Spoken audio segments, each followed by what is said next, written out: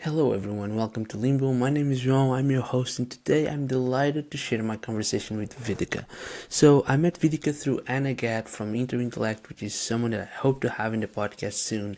And we hit it off pretty quickly. We scheduled our first call just to meet each other, and it was amazing. We really enjoyed talking about human connection. Both of us shared this very high curiosity around human relationships, human beings, friendships, and just the art of conversation. And so we had a couple of calls before I actually decided to record the podcast, and I'm just so happy that we did. And so we talked about two main topics, I would guess. One of them is Vidhika's writing. She has a beautiful Substack that you should definitely subscribe, and she talks about human connections. So, and that was like the big topic of our conversation, as well as friendships.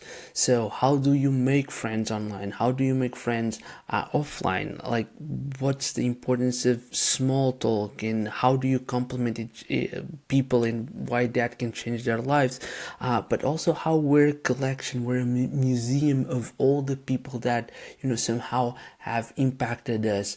So yeah, we talked a bunch about of different things, all of them tied to this idea of human connection and human relationships.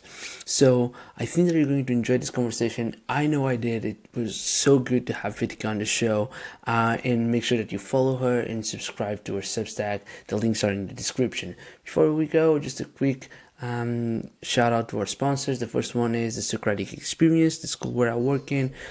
We are trying to revolutionize education by making sure that we have a very good school that teaches through the Socratic method the topics that kids really need to learn on the 21st century. So you can know more about us at the socraticexperience.com. The second sponsor is Contest, the nonprofit that I co-founded that allows for this podcast to happen. And the third and last one is, of course, the restaurant that gives name to the podcast, the restaurant Limbo in Lisbon. If you're in Lisbon, go to Limbo and say that João, the old neighbor from upstairs, sent you there. That being said, I hope you enjoyed this conversation with Vidhika.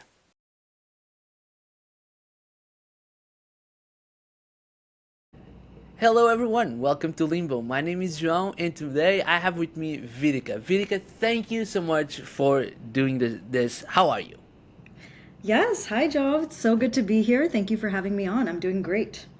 That's totally fine. You know, usually when I have guests that don't have a typical English name, I'm always like the first thing that I say is, "I hope I'm not butchering your name" or something like that, because I have that all the time, and I usually like I'll just say it's totally fine. I don't mind about it, but. This is interesting. I recently, while doing research for our conversation, I learned the trick, which I actually didn't need it because you already had told me how to say your name properly, but it rhymes with Idika, right? And so, because someone named Nick, I think, in a Good party memory. mentioned that. Yeah. Yeah. And that's part of a whole piece that I want to talk about. By the way, I told you this before we started to record, but I just want to start the show by saying this. Vidika, you need to write more. Okay, your writing is amazing. I mean, like, I love your style. I love your voice. To everyone that's listening, you should definitely check out and subscribe to Vidika's newsletter because it's amazing. So you do need to write more. That's that. I'll start with that. Very, very kind of you. Thank you. I will try. It's something that I You're welcome. procrastinate on, but I will try. Yeah, you're welcome. Okay, so I want to start straight into hot takes. Okay, and you have a piece on small talk. And in a piece of small talk, I'll read you a quote. It says, "I'd love to stop CS needlessly bemoaning small talk and start giving it the credit it deserves." Totally agree with that, and I want to talk about it. But here's the hot take. For the record, I feel the same way about Nickelback. Okay, that's what I want to know. So, like, let's start with that. How do you feel about Nickelback? Like, what's your relationship with them?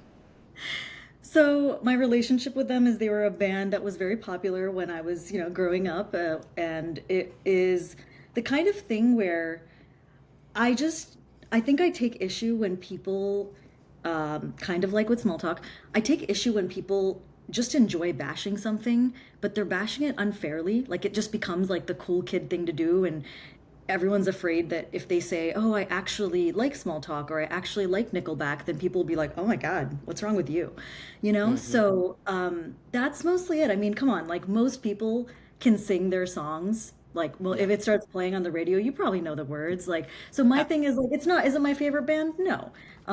But do I think they have some catchy songs? Yes. Do I think they deserve so much hate? No. So I just want Yeah, people to be more intellectually honest about their feelings about. absolutely. And coming from the being in the country that, I don't know if you know this, but Nickelback, they had this show in Portugal, and they were actually booed out of stage. Like, No and people way. even threw, yeah, they were like, well, guys, we want to rock and all of that, and suddenly someone in Portugal just grabbed a bottle and threw it to the face of the singer, and they just ended the concert. But so we don't enjoy Nickelback in Portugal. No, but to be fair, like, I was reading that, and I found it so funny because, like, there's this meme where, well, we don't enjoy Nickelback, and I was thinking about, well, how many songs of Nickelback do I actually know? Yeah. It's like two or three only, right? And then it made me think about. I think that this is a small statement on, this is part of your writing, I believe, on how what you just said. Like, I feel like you are not a person that's just going to go with the flow. If everyone's saying that we should go right, you're the one asking, well, if I'm going right, it's because I truly believe that I'm going right, instead of just because everyone is doing it, I'll just follow. And I guess my question is, first of all, do you agree with this idea? And if so, like, is that something that, were you always like that, or was it something that you cultivated?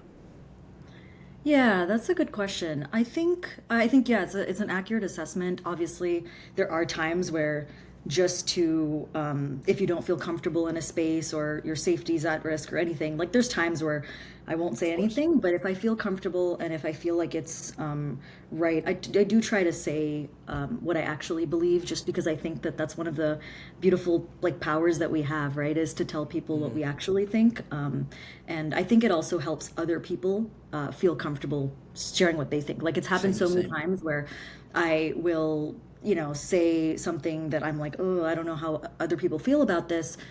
And I know it's a little contrarian. And I try never to be contrarian just to be contrarian. I think that's Hmm. also kind of annoying and tired. But, and then sometimes people will message me later or even afterwards speak up and say, I was actually thinking that too. I was just too scared to say it. And so I Yeah. think that it's almost a way to like, by speaking your truth, you make it easier for other people to speak theirs. And that's really important to me. But yeah, in terms of if this was cultivated or always there, I mean, I was really shy as a kid, so I didn't always, I went through phases, but I didn't always say what I wanted. For some reason, when you asked that question, I had this moment, I flashed back to this moment in school when a couple of friends, I remember we were sitting in gym class and a couple of friends were talking about boy bands, right? And they were talking about like NSYNC versus Backstreet Boys. And they said like, by the way, I like both. I don't have any beef with anyone. I'm truly a big fan of both. But I remember they were kind of bashing NSYNC and saying like, oh yeah, Backstreet Boys definitely better. And at the time, I was more of an NSYNC girl, and so I had a little tape at home, and Justin Timberlake. Yeah. yeah, oh yeah, wonderful. And I just went along with it. I just agreed to like Backstreet Boys being better, and I'm trying to remember how old I was. I can't honestly remember, but I was like probably preteens ish. And it's so funny that I still remember that moment. And I feel like, oh, I wasn't honest. I didn't say what Yeah. I actually thought. I actually wanted to defend NSYNC, but you're like, I think I was in middle school probably, but like, you just want to fit in. You don't want your friends to think you're weird or stupid, and you don't want to always just go against the grain. And so I think I've always had strong opinions and perspectives and tastes. I don't think I've always had the courage to share them. And so that's something that I think as I, got older and got a little more comfortable in my own skin, that's something that I think has become easier for me to access, is just actually saying the thing. Because now I'm not so worried about like if someone doesn't like me because of a view I hold, hopefully they'll have you know, the decency to engage with me about it. And if they don't, Yeah. it's fine. Let's say that someone's listening to the podcast, and they're going through the same experience where it's like, well, I'm looking at my life and I'm seeing all of these different moments where I'm not being honest with myself, and I'm not being honest with others about what I feel. Like as someone who was there and eventually was able to get the courage to be more open about your own truth, like what would you Yeah. recommend? Like what are some steps that people can do in order to get closer to that version of themselves? Hmm.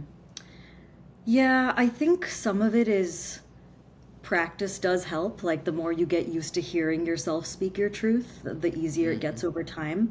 I think for me, one of the biggest reframes was around, I love this quote. This, I think this was in one of my pieces, but like, what's for you won't go by you.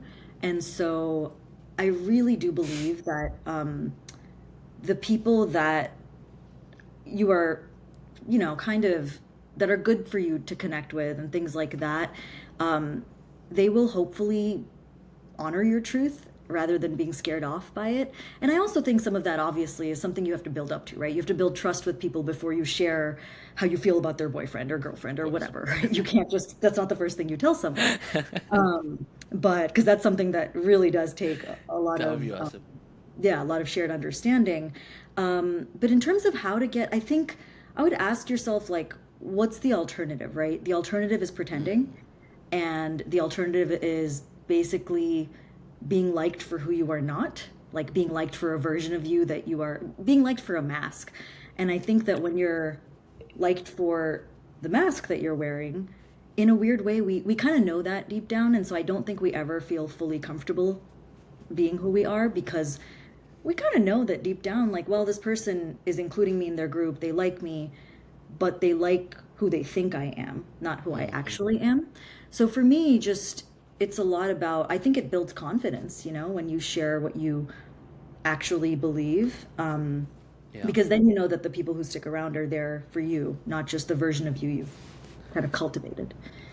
Yeah, and it's also I feel like it happens too. So as I get older, one of the things that I started to realize is that when when you do that the first times where it's like you hold down your opinion or you don't speak your truth, you're like, well, yeah, it's true, people will like me for a mask, but I think I can keep up that mask, right? Yes. But as time goes by, it's like it becomes ever more cumbersome to, oh yeah, right, I need to remember, with these people I don't like this thing, with that Yeah. people I don't like that thing, and oh my god, if they meet, then they'll realize that I'm too different. So I feel like, but I do feel like it's something that usually people need to work through in order to get to a Yeah. point of feeling comfortable doing that. Yeah. It's interesting because one of the things that I'm getting a lot for just for this part of the conversation is just truth being something very important to you. Is that like, does that resonate? It does, and it's something that I don't think I realized that it was such a high value for me until more recently. But yeah, it very much is, and maybe it's because I think it's the portal to connection often, and connection is very important to me. And yeah, I think that when we're to your point, right? Like, first of all, I don't have a great memory, and so when you tell the truth, you don't have to remember anything. So there, it's got those very convenience related benefits as well. But yeah, I would say that's accurate.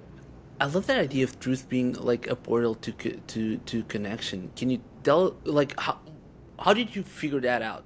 Like it totally resonates. How was there any particular experience where suddenly you put on the pieces of the puzzle and were like, oh yeah, this is true, or is it like a specific moment? Like, how did that come about?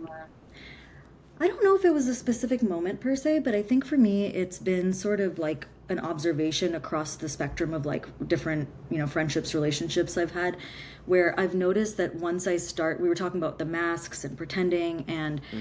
I feel like what happens is when I'm not able to be me, when I'm not able to be honest and just comfortable, then I'm always walking on eggshells a little bit. I'm always a little on edge. And I'm honestly less fun that way, right? And so I don't ever feel fully at ease with the people I'm around.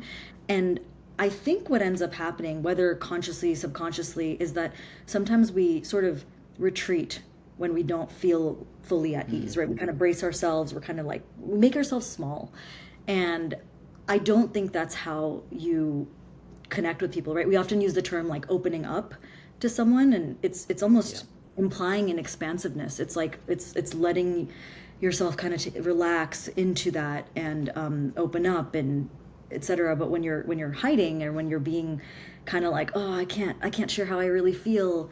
I think it's the opposite of that. And so I've noticed that, and even when it's hard, like I'm a big proponent of like, have hard conversations, have them soon, have them often.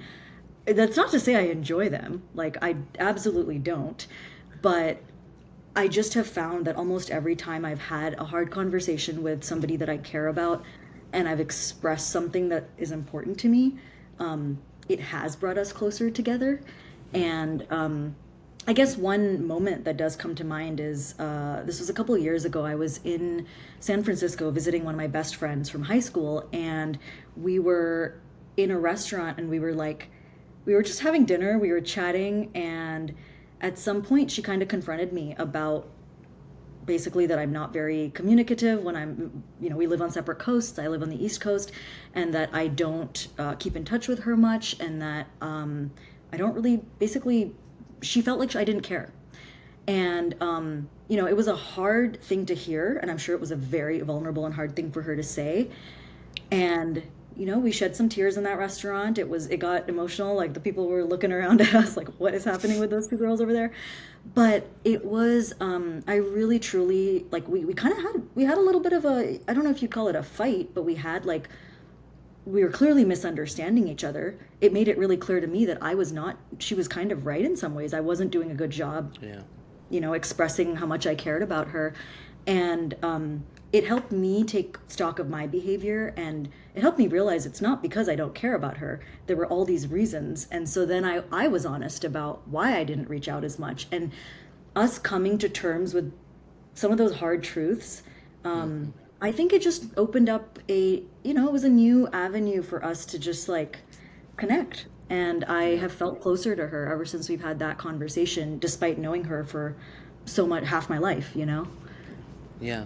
No, that makes a lot of sense, and I feel like the key element in all of this, I would say, it's courage, because like having a hard conversation, it takes a lot of guts for you to be the one saying, you know what, okay, let me just start and let me be the first person to say something. In fact, you mentioned this in one of your pieces, where it's like the world is expecting you to be the first one to reach out and to say something, right? In hard conversation, it's the same thing. Like I was recently writing about like a completely different thing around desire, but one of my ideas is that when we think about courage, I feel like courage is a spectrum, and you have like things like firefighters running into burning buildings to take someone out of there in that spectrum, but you also have the person that's really uncomfortably bringing a subject that he knows, or she knows that's going to be hard, but still does it nevertheless. Like, I think that it takes a lot of courage to do that as well, and I feel like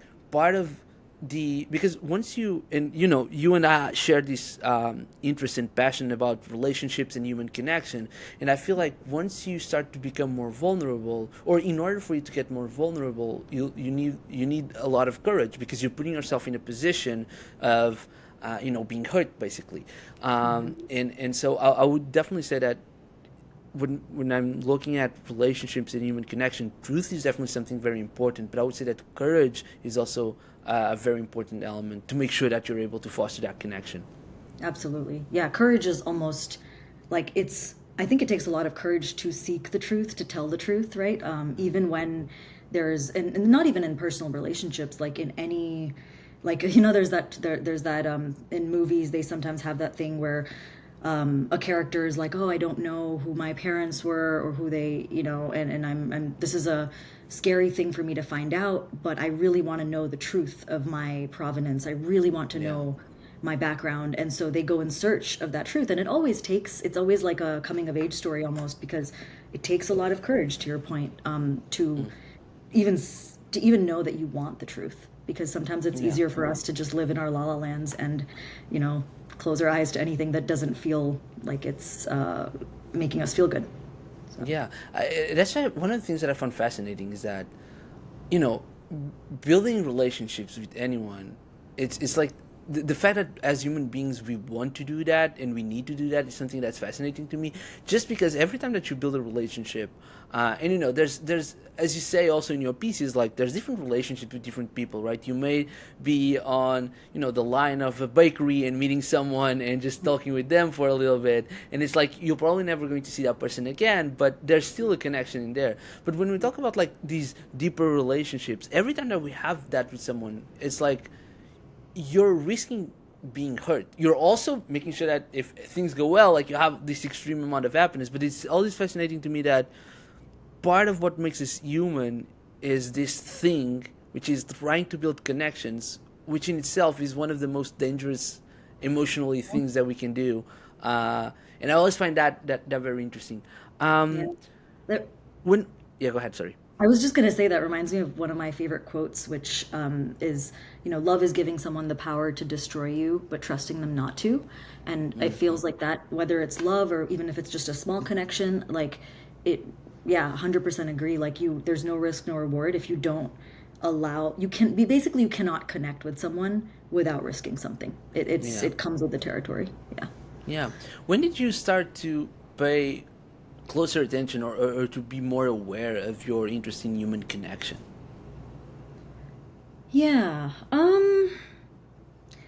I don't know exactly when, like it wasn't a super conscious thing. I think it started to come up as a thread. Like I started noticing that, I mean, part of it was probably, and the most recent thing is probably like when I tweet, I noticed that a lot of the things I retweet or like quote tweet are when people talk about connection. And I think that it's something that obviously all of us need. I don't exactly know when. Yeah, I don't know when. I wish I could give you a moment.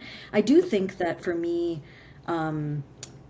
in especially once I got through my like very shy phase, like once I was in high school, I think I became a little bit more, I don't know if outgoing is the word, but I think I became more vocal and about like my views and things like that. And I started to realize how much I was also going through sort of a rough time in high school, and come from sort of a chaotic, dysfunctional-ish family. And so I noticed how much I like leaned on my friends in that time and how much I opened up. And so that's when I think I really started to feel like, oh my God, this is almost existential for me. This is really important to me.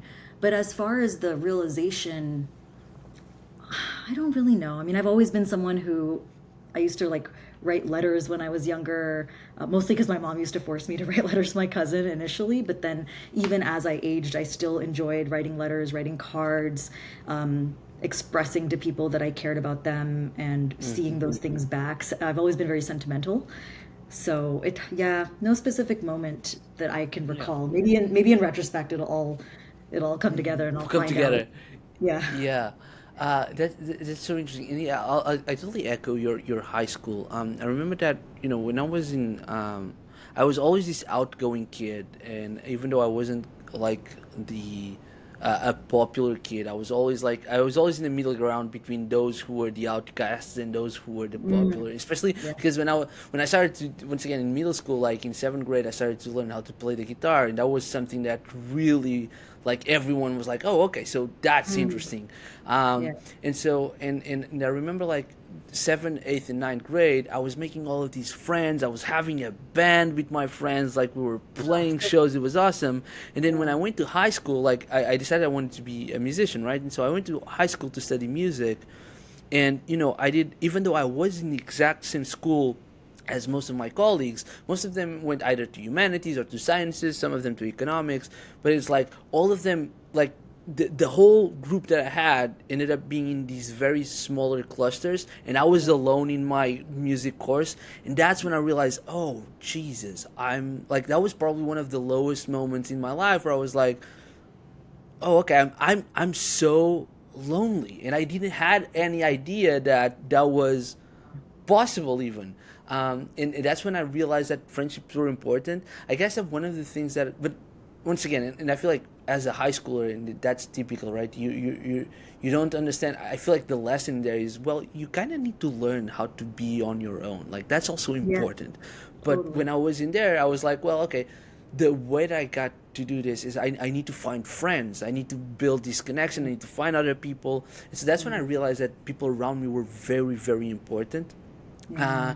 and started to also be like on the lookout these friendships, because eventually like I joined this small group, and a couple of people realized that I was really like struggling, and they didn't know me, but they ended up like me. Well, why don't you want to grab a coffee? Let's like, and they integrated me in their group, and I was like, okay, so this is what, like, I love this. I love this human connection. I love these relationships. That's something that I wanted to explore. Um, Yeah. but yeah, going back to this idea of finding, once you're alone, like you want to have friends, but you also need to learn how to be on your own. Like, did you also went through that experience of having to learn how to be on your own? Because I feel like you're one of those persons that at least from everything that I read from you, you're always talking about how you connect with each other, and how to others, to other people, and your friends, and all of your stories revolve around, well, this person here and that person there, that person there. Were you someone that had to learn how to be like happy when you were alone, or is that something that was natural to you? How's your relationship with yourself in those contexts? Yeah, yeah, you're so right. I mean, absolutely. I think that you need to develop comfort with solitude, or else like I actually think that helps you connect with other people. Like the more comfortable you are with yourself, with your own company, if you find you interesting, it's more likely that other people will find you interesting too. So I think for me it was a little bit of a mix. So I have two younger brothers. I'm not an only child, but my first brother wasn't born until I was almost 5. So I kind of, you could argue I was like an only child for 5-ish years. So I sort of learned to entertain myself. And I remember I used to throw little tea parties with all my stuffed animals, and just for an audience of one. And, it worked out. So I think probably some of that comfort with spending time alone might have happened then. But I definitely think it's not something I've always been comfortable with. Like I very viscerally remember in college, for some reason, I used to be, because you sometimes, depending on your schedule, you might have to grab lunch in between classes, and maybe you don't have a ton of time. And I remember I used to be so incredibly self-conscious about eating by myself. I would not do it, like in public. Like by myself was fine, and in my dorm room or my whatever, it was okay. But if I had to go to the dining hall, I didn't want to just like sit at a table by myself. I used to feel so self-conscious about it. I remember that. And I remember that especially because now I don't. Like now I can go to dinner by myself and have obviously, like I would much prefer to have someone I'm very comfortable with there. But Yeah. there is a spectrum. Like I would rather, my own company to me is less exciting than someone I connect with really, really well, but it's also more exciting than being with someone whose energy I'm just not enjoying? Yeah. But when I think back to those college moments, it's like, wow, that was, so I remember at one point, this was after college. I had also never been to a movie by myself. And so it was after a breakup, and I was like, I need to start doing more things alone. And so I like forced myself. I went to a movie and I sat through the whole thing, and it was fine. I mean, it wasn't, I still wouldn't, that's not my preference. I still prefer going with people. But I think I did have to cultivate that comfort to some extent, like where with, Yeah. especially being alone in public. I noticed that that was something that I initially struggled with. And I'm guessing it's probably because I didn't want to be seen as like a loner or someone that no one wanted to hang out with or didn't have friends. And I think it's mostly a mental thing, right? Because just because you're eating by yourself doesn't mean you don't have friends. It just means they're not with you in that moment. Yeah. So yeah, I think that's something the in public part I had to cultivate for sure. And I would say it's also the opportunity to meet new people when you're by your own.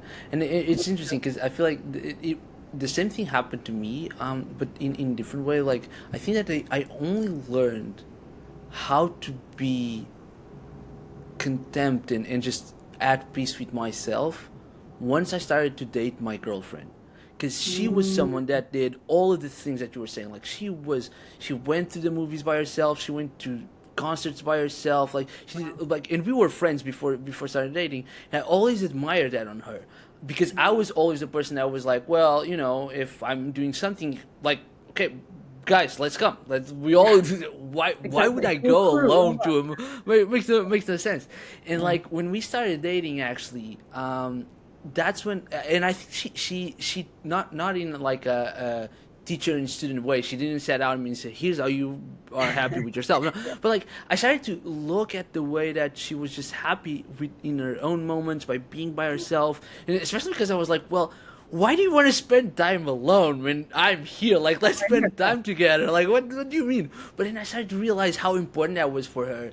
And just by mimicking what she did, I actually started to figure out, oh, okay, so this is actually very interesting. I get to spend time with me. When was the last Hmm. time that I spent time with me, right? Yeah. So Yeah. all of that, and I feel like a lot of people say, well, that's not true because you weren't actually alone, and usually what I say is like, well, sure, but when you're alone, like when, let's say, because I'm in a relationship, sure, but even if I wasn't, like, I wasn't still like the only person on earth. I wouldn't be alone in that Yeah. sense. But it's just Right. but that was something that I really learned with her, and I feel like I'm way more comfortable now, and it's way easier for me now to say, well, let's say that for some reason I have to wait for someone at a coffee for like 30 minutes or 45 minutes, Yeah. and it's easier for me to just be there, and I don't even need to check my phone or something. I can just Yeah. be there and just Hmm. write down or just talk with myself or be present. And I feel like that was something that I only learned like very recently, because I feel like, once again, like people that are, and I have this theory about older brothers. Okay, so I Mm. think that you have a tendency to, if you're an older brother, at least my experience in the people that I know that are also older brothers, Hmm. usually you have a tendency to be the person that wants to hang out with other people, wants to be around Mm. other people, and so and to be able to also learn the other part of being with yourself and being just with your own thoughts. I feel like it's also very important. Yeah, absolutely. I think it's really, I like your older brother theory. I don't know if I can, I'm trying to think if I have any data points to help with that, but I'll keep an eye out. Um, it's so cool that your girlfriend, like dating her actually is what helped you make like solitude and comfort with that solitude more a part of you Yeah. when you were with her. That is really, really interesting. And I think one of the things that you just said was you said be present. You said that sometimes you don't even need to check your phone, you just can be present. And that actually is something I think makes a huge difference. Like, I think that when I was talking about being in the dining hall in college and being kind of like uncomfortable the few times I had to eat by myself, if you think about it, a lot of it I think comes down to like I wasn't really being present. I was being like I was in this, I mean, I guess in a way I was, but I wasn't being present with my own thoughts. Hmm. I was worrying, right? I was thinking about, oh, what could people be thinking right now? Maybe not super consciously, but at Yeah. some level. Whereas now, like, I go for walks by myself all the time. I love going to the coffee shop alone, and people do, just 2 days ago, like, there was this girl that she and I, like, ended up chatting for a while and found out we live fairly close to each other. And we're like, oh, let's go to a cross stitching class or something, like little things like Yeah. that. And that probably wouldn't have happened, honestly, if I was there with someone else. And so, I think now so much of solitude and spending time alone and having a good time with it, I think, comes down to like that presence and being willing to just like sit with the moment. And my favorite thing, I love people watching. I could do it for hours, sometimes to a fault. Like sometimes if I go to the coffee shop and I have something to work on, I'm trying to work on something, but my brain, I'm not trying to be rude or nosy, but I cannot help but like accidentally eavesdrop. And I'm Yeah. just like, I really need to work on this, but what are they saying? So I just have so much fun doing that even walking down the street, like you see people walking their dogs, you see trees, you see nature, like there's so much to engage in that it sounds really cheesy, but you're not truly alone, like there's Hmm. so much around you that you're taking in and you're processing it alone maybe, but Yeah. it's to me in a way kind of sacred to have that time. Yeah, and it also connects with, like, once again, one of the points that I feel like comes across all of your writing is this idea of, there's different. you can have different layers of relationships with people Right. around you. And I feel like, in those contexts, when you're people watching on, or when you're by yourself, like, it allows you to, connect with someone, and then you have this very beautiful piece called "Say Nice Things to People's Faces," and Mm. it's like, the only way you get to do that with people that you don't know is if you're by yourself, right? And you're in there, and you're able to do something. And you talk I would love to have your comment on all of this, like the importance of saying nice things to people's faces. Let me just, like, tell a quick story. One of the things that I did, because I had that story in my mind while reading your essay, a couple of weeks ago. I was going by, so my girlfriend had to go somewhere, and I had a couple of free time. So I live in this very, very small village in Portugal, and there's like 3, 4 bars scattered across the Mm. whole place. And one of them is like in this, it's like this speakeasy bar that I really enjoy. And so I thought, well, it's the afternoon. I have a moment between meetings. I'll just go and grab a drink. And I was going there, and I entered the bar. Some minutes go by, and then a couple entered the bar, and the old lady turns to me and said, "Well, I just saw you while you were coming here, and I told my husband, if someone painted a Portuguese, they would paint it that person, because you look what a Portuguese looks like." And we started Oh, laughing, and eventually, yeah. yeah, and we started talking, and then they told me that they were basically like from California. They had their houses Um, being burned down while they were in oh, wow. Portugal. So yeah, well, a lot of different things, and so we chatted for a while, and then by the end of the timing, I had to go, so I paid for their drinks. and Mm. and you know and they were extremely happy, and I just wish them good luck. And they seem like, I don't want to be sad about it, because they seem like they kind of had figured it out. They weren't happy about that, of course, but like they Yeah. weren't at a very bad place. But like, I remember leaving and thinking, you know what, I'm really glad that I came here by myself, and that I paid for like 2 coffees and a martini or something like Mhm. that. Because to me, it's like, it's totally fine, but I feel like they needed that. And I was Mhm. reading your article, and I was thinking about it. It made a whole difference, not only to them but also to me, right? And I Yeah. feel like this idea of complimenting people is great, because you also get something out of that. Mhm. But what are your thoughts on this, and tell us like your theory around why you should pay compliments to people, basically. Yeah. Yeah, I think that I kind of think of compliments as gifts, right? Like when you it's very it's when we give someone a gift, in a lot of ways, obviously we're giving it to them. We're doing it so that they hopefully get a smile on their face, they're happy.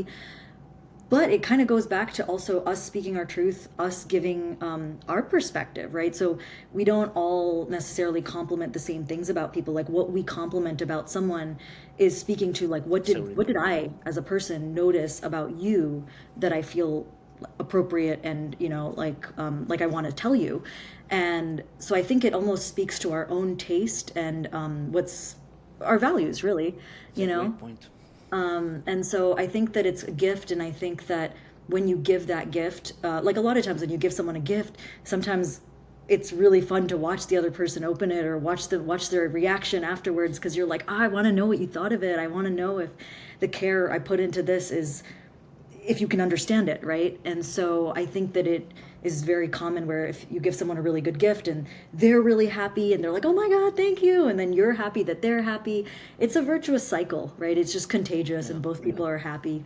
Obviously, it doesn't always go that way. And sometimes people give compliments because they're trying to get something from you. Sometimes they give compliments to avoid social awkwardness. So compliments aren't always genuine, but I think when they're genuine, they're a beautiful way for two people to connect, but also they yeah, like you said, like they give something to the compliment giver as well because you walk around knowing like, oh, I made their day. Like you feel kind of special and important, and Yeah. like what you say mattered, right? When you see someone's entire demeanor change on the basis of your words, I think it's really powerful. Yeah. And I think the other thing I would say, and several of my friends know this story already intimately, but one of the reasons I think giving compliments is so powerful is because you can sometimes like really make a friend that way. So one of my favorite friendships is a friendship that I won't tell the whole story. I don't actually know. Maybe I've already shared it with you, but it was the one where I was I was at a like a hotel lobby bar for like a friend's birthday, and then I was there was the bar is kind of like in the middle of the lobby, and then Mm-hmm. the friends I was with, we were sitting on one side, and then at one point I had to use the bathroom, and so I walked past the bar to get to the bathroom, which was on the other side of the lobby, and as I walked past, there were these two girls sitting at the bar, and one of them just like tapped me on the shoulder, stopped me, just to tell me like, "Hey, I love your earrings," and that ended up turning into a conversation. And we had a whole like I think 20 something minute conversation.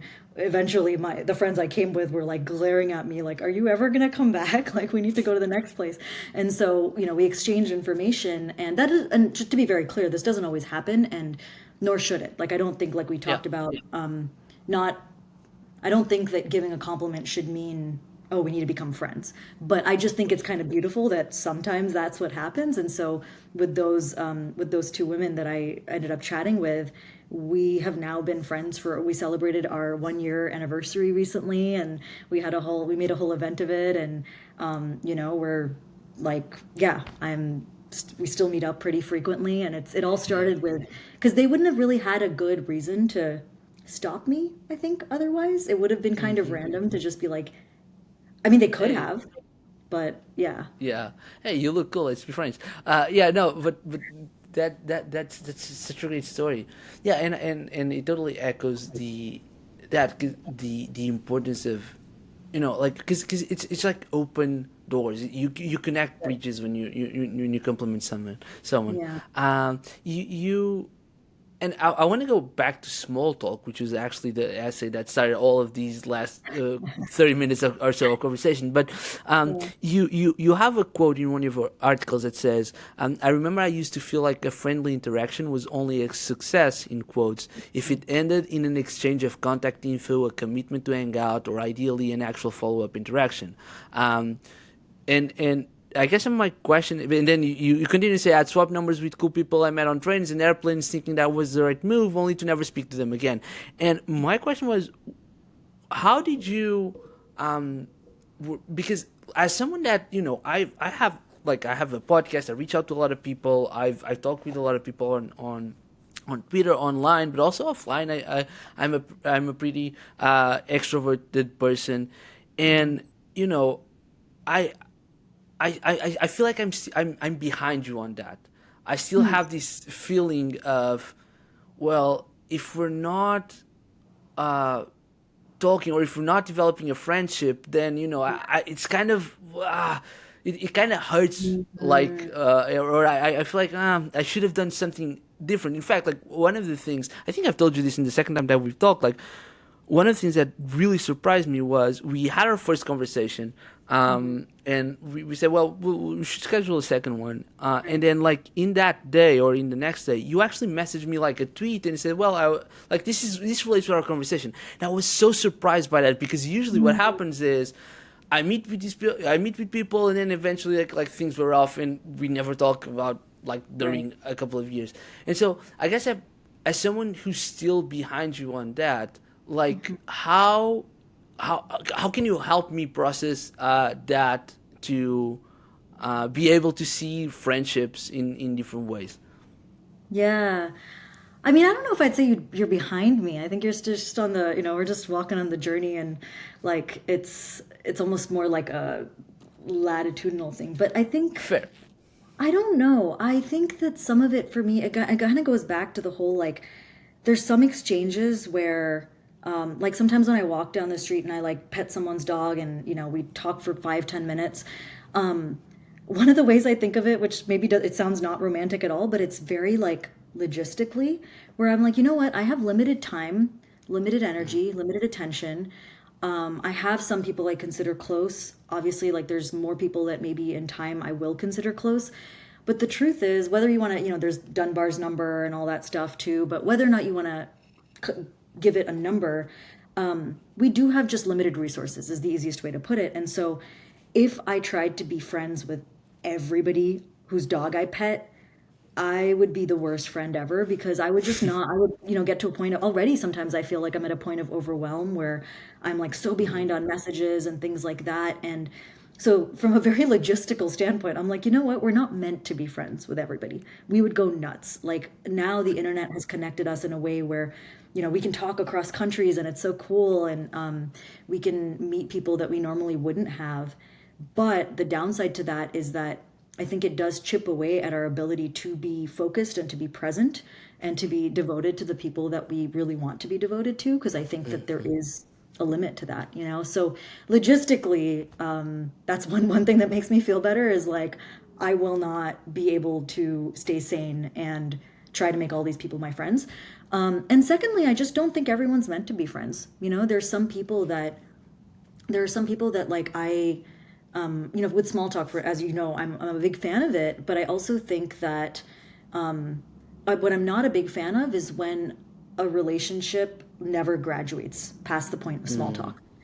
So there's like some neighbors I have who every time we see each other, it feels like we're having the exact same conversation. So we'll exchange the pleasantry, but if that conversation never deepens, if it never goes anywhere after 10 times, I think that it's at a very subconscious energetic level. I can't fully explain it, but I think sometimes it's like the dogs, right? They just kind of are like, I like you or I don't. And I just kind of accept that. I'm like, I don't think that's bad. I think that the more, in UX, in my my parallel life, and user experience stuff, we talk a lot about like every additional piece of information in an interface is competing with every other piece, right? So if you really want someone to know like two really important things, but if you add 8 other things, it's just going to make it harder for them to find the 2 important things, right? Yeah.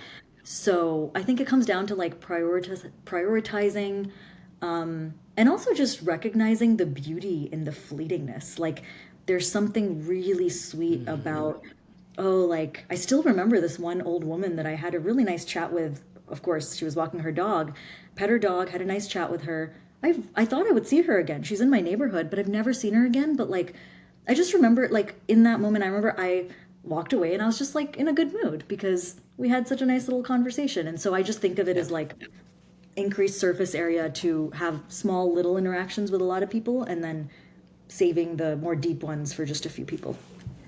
Would you say it's possible to build like a strong friendship just by being online, or would you say that the in-person aspect is fundamental?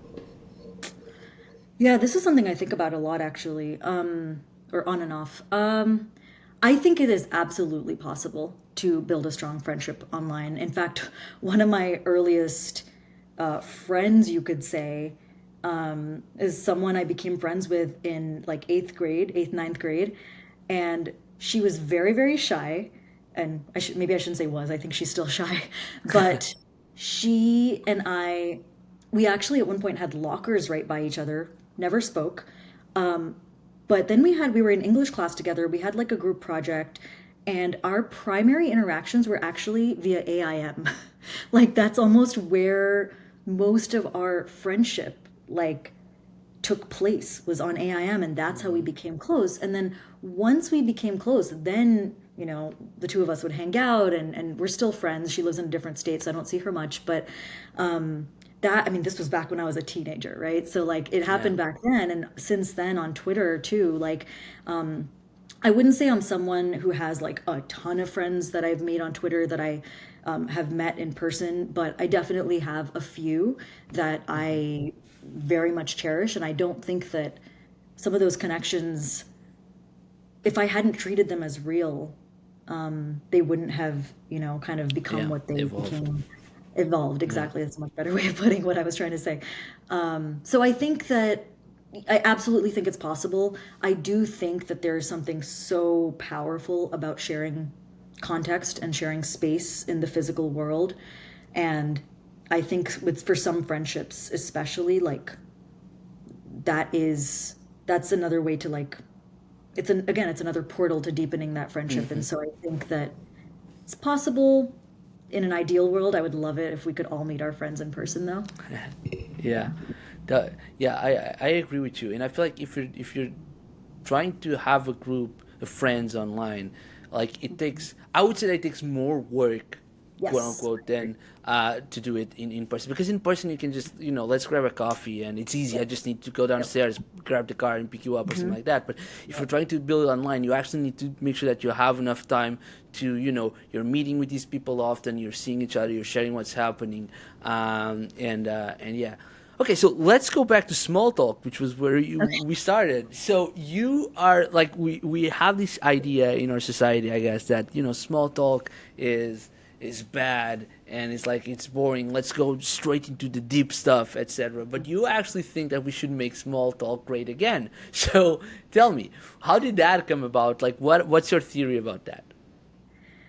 Yeah, I think that a lot of it is just that I've been doing more of it because now that I'm living in an area where I kind of walk around a lot and I sometimes run into the same people, I'm noticing that more. And I think, I mean, I love deep talk. I'm one of those people who I could talk for 8 hours to someone that I'm very close with, and I love it. But I think that there's actually this comic that comes to mind that I saw years ago. I wish I could find it again. And it's basically like two people in an elevator, and one person is like saying something like, "Oh, what are your deepest, darkest fears?" Right? And it's like the other person's like, what's happening? Like, get away from me. And I just think that in order, because I like deep talk so much, I think like with anything, you need an entry point to that. You can't just, I mean, sometimes it happens, it's rare, but I think once in a while you meet someone, you hit it off, and you can just jump into the deep stuff really quickly off the bat. But most of the time, that's not how it works. And most of the time, if you try to deep talk with someone you just met, you're going to either understandably scare them off because they're going to be like, we're not at that level of intimacy yet. Why are you Yeah, asking me about my deepest, darkest fears? We just met 3 seconds ago, you know? yeah, So I just think small talk is a way to like I in the article I talk about how it's just like, the way dogs sniff each other's butts. It's what we do. It's our way of just kind of, I sometimes think it's not even about the words that we're saying, right? So much of it is about the energy, the openness, the kind of like the vibes, for lack of a better word, yeah. right? We're just kind of vibe checking each other. And I think that small talk is such a low stakes, easy way to do it because you don't have to reveal too much about yourself.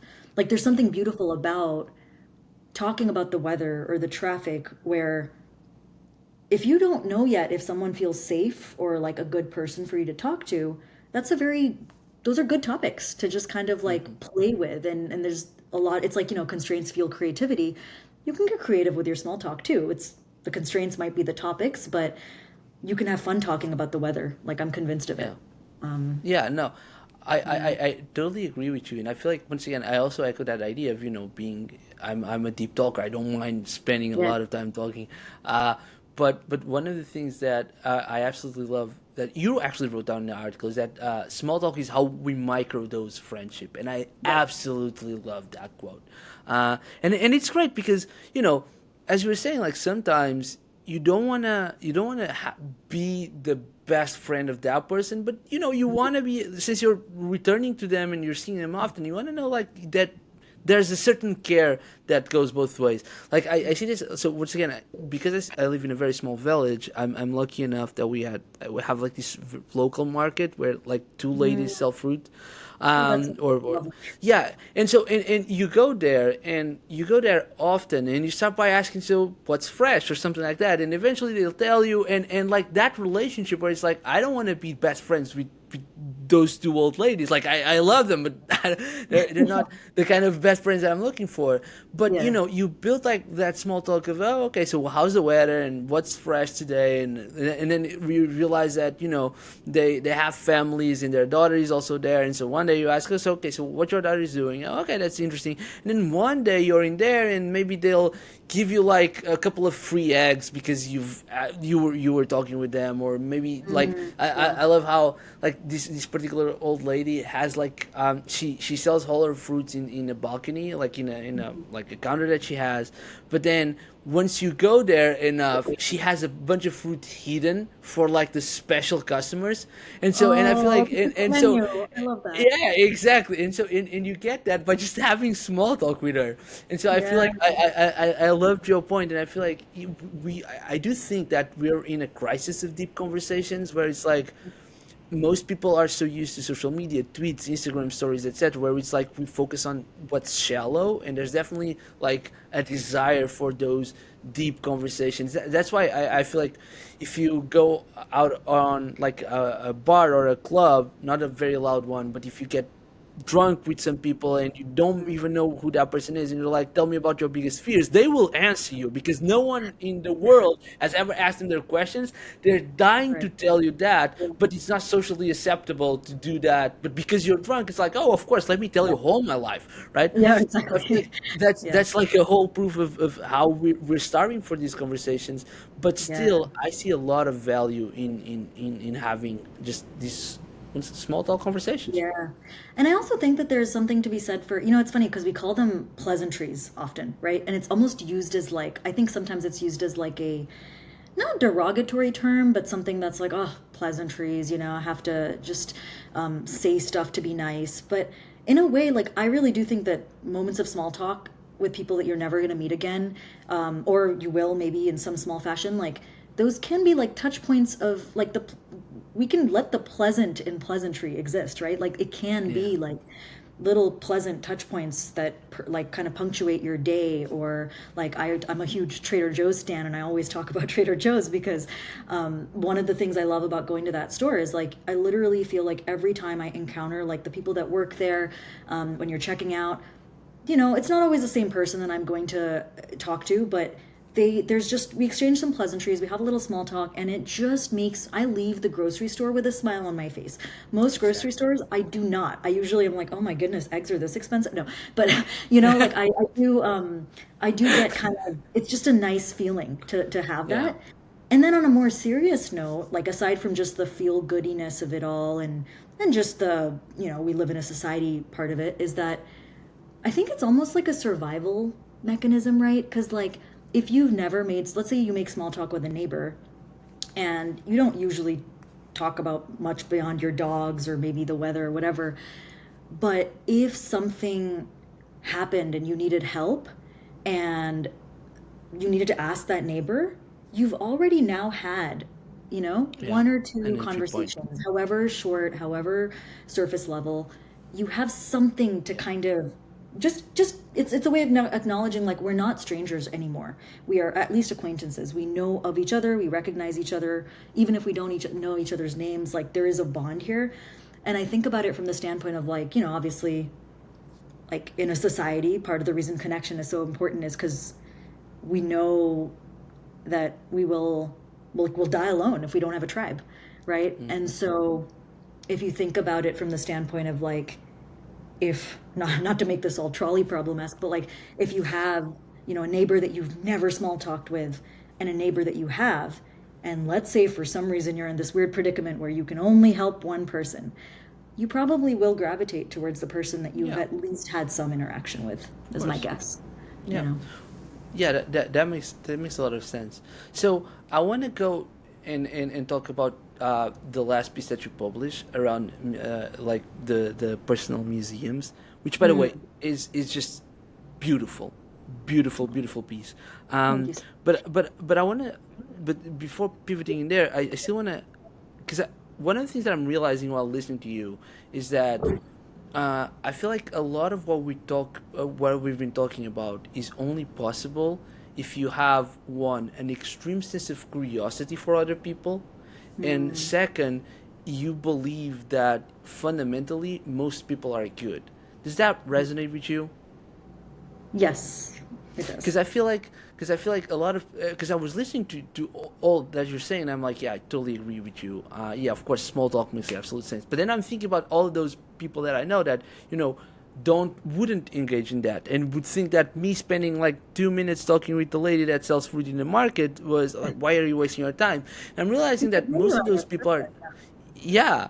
but I'm realizing that most of those people are not curious about others, and I feel like that's an important thing. If you really care about human connection, you're curious about other people and about their worldviews, and you want to understand them better, which makes sense. Okay, so you have this beautiful piece called "We Are All Museums of the People We've Known and Loved," and for someone who hasn't read your piece yet, like what's how would you describe this piece? What's your argument or point there, and why is this important to you? Yeah, I think the gist of the piece is basically just that, you know, everything that we do, everything that we are, is in some way remixed based on the people that we've known and loved, right? The people that we've interacted with. Like we look the way we are on a very base level because of who our parents were. We in many ways act also in certain ways based on that upbringing. But then after that, especially as we age, like all of the different people in your life that you encounter, both the ones that you hold dear and the ones that even maybe you didn't like so much, typically they have some sort of influence on you. It might be something that maybe it's like an expression they used to use a lot that you find creeping into your vernacular, and all of a sudden you're like, oh my God, I say this word all the time now. Or maybe it's a mindset that you observed them, really put into action that you then adopted. Maybe it's even something that like they do that you really didn't like and that shaped how you approach the world, and maybe you decided, you know what, I'm never going to do that thing that this person did.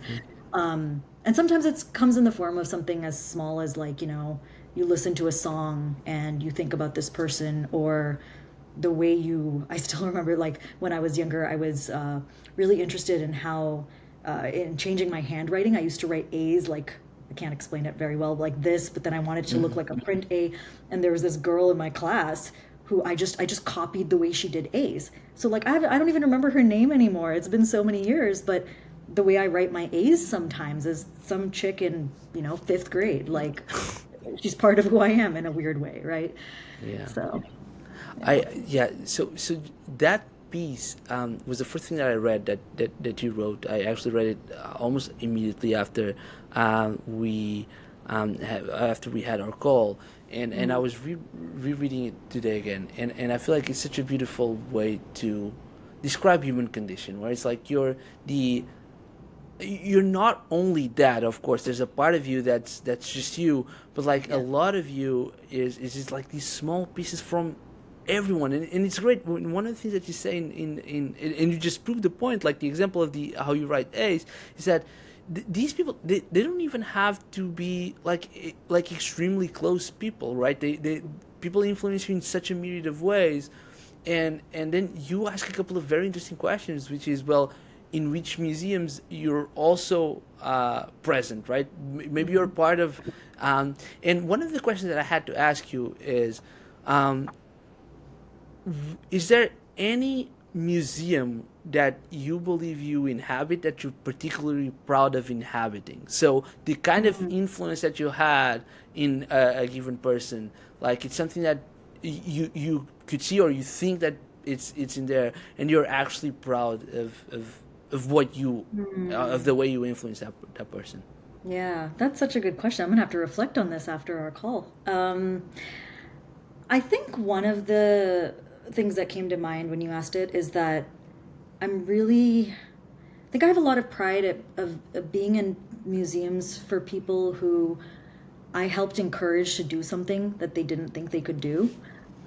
So a couple people come to mind, especially a few people that I used to work with, where they will sometimes say like, "Oh, I would never have done this if you hadn't believed in me, or if you hadn't convinced me that I was capable of this."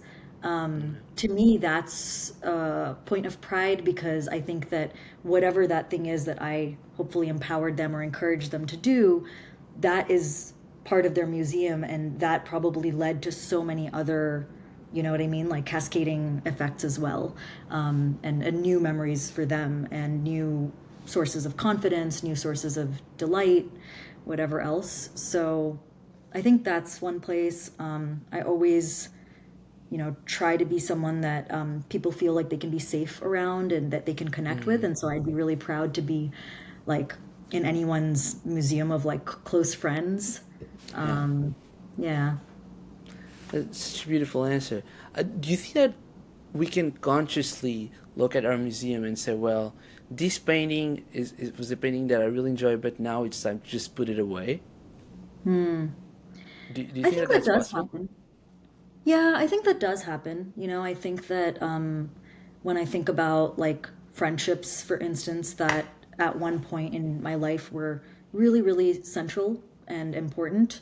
And over time, I mean, it's always a hard thing to say and talk about because it's a little, it's sad, it's bittersweet, but Yeah, there are times where some of those have kind of run their course, or for whatever reason, you grow in different directions, and it just doesn't seem like being friends is the best fit. Obviously, sometimes it's just logistical. It's hard to keep in yeah, touch. But I think sometimes, yeah, there are definitely, I can think of some metaphorical like paintings where I was like, oh, this was for a while really beautiful. I loved having it like dead center in my living room. And now it's, maybe then it gets moved to like like a small hallway. And I say that as if I have hallways in my apartment. It's small, but but eventually, yeah, eventually like might just come time to take it down. And I think that, I tweeted about this recently, but I think I saw someone post about like how you shouldn't be friends with people that you don't think want the best for you. And I think that sometimes those memories come to mind for me where there's some people who for some time we had amazing memories. We had like, a really good friendship, but when circumstances in life change, if I start to then feel like, okay, this person no longer wants what's best for me, it would be a disservice for me to keep that in the to middle keep, of my living room, right? So, yeah.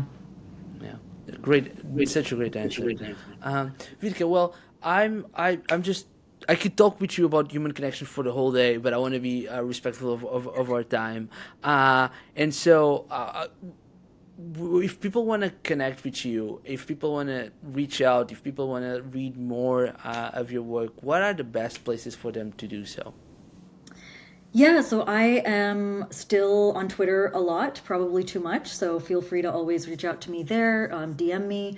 I hide from LinkedIn pretty regularly, so I don't know if that's the best place, but I'm Same. actually working on changing that, maybe starting this week. And let's see where else. Yeah, I have a Substack, which is very new-ish. Good. Don't post much, but yeah, yeah, those are Those three. probably the easiest places. Okay. We'll put those in the description because this was amazing. Thank you so much. I really appreciate. First of all, once again, you should write more. Okay, I really appreciate your writing. I really appreciate your ideas, and I always leave our conversations with this sense of wonder around human connection and friendships and Mhm. what's possible with that. So thank you so much for taking the time to do this. Yeah. And yeah, it was a pleasure. Thank you. Thank you so much. You are such a wonderful conversationalist and person to talk to about almost any topic, I think, but especially this one. So I really have appreciated your, yeah, such insightful questions and little stories. And I'm going to be thinking about those, the secret menu at the farmer's market. The next time I go, I'm Yeah. going to be like on the lookout for who's getting a secret stash of fruits, We've Yeah. been making good small talk here, Yeah, but this has been so that's much the key. fun. That's the key. You just small talk with all of the farmers. Eventually, one of them will give you like a strawberry that's eaten. Well, no, that was great. Thank you so much, Vidika. To everyone watching, if you can, just leave a like, subscribe to the podcast, and leave a review in your favorite podcast platform or on YouTube. I will see you all here for the next episode. Bye bye. All right.